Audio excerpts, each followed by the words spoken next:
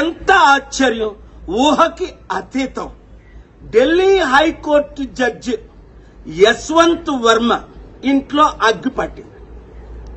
ఇలాగ అగ్గి అంటుకోబోయేసరికి అసలు వాళ్ళే అంటించారేమో 1000 కోట్ల కంటే ఎక్కువ క్యాష్ దొరికిందట. ఏం చేయాలి? ఇమీడియట్ గా ఆయన్ని అరెస్ట్ చేయాలి, రిమాండ్కి పంపించాలి, ఇన్వెస్టిగేషన్ చేయాలి, సిబిఐ, ఈడీ అందరి ద్వారా.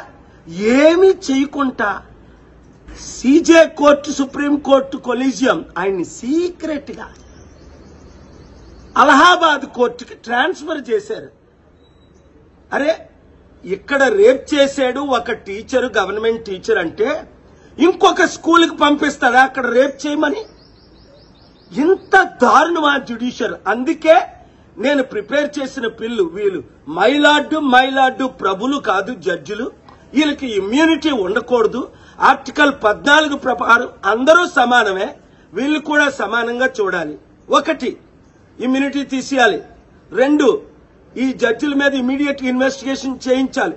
3, ఈయన్ని అరెస్ట్ చేసి ఇమీడియట్ గా రిమాండ్ కు పంపించాలి. 4, 72 గంటలు ఇది జరగకపోతే లా మినిస్టర్ రిజైన్ చేయాలి. 5, మీడియా ఆర్టికల్ 19 చిన్న చిన్న ఘోరాలు 15,000-20,000 లంచం తీసుకున్నోడు గురించి బ్రేకింగ్ న్యూస్లు పెడతారే. మరి 100,000 కోట్లు దొరికిన జడ్జిని ఇంకొక దగ్గర ట్రాన్స్ఫర్ చేస్తే ఆర్టికల్ 19 ప్రకారం ఫ్రీడమ్ ఆఫ్ ప్రెస్ లో మీరు బ్రేకింగ్ న్యూస్లు ఎందుకు పెట్టరు? ఎందుకు ఈ జడ్జిని వర్మానా, ఓహో వాడనా, వాళ్ళ తాలూకానా, పెద్ద హైకోర్టు జడ్జనా?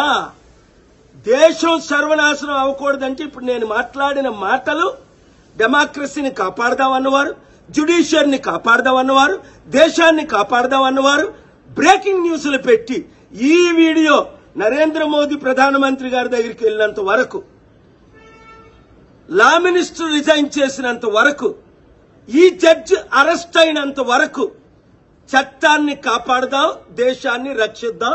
వీడియో అందరికీ షేర్ చేయండి.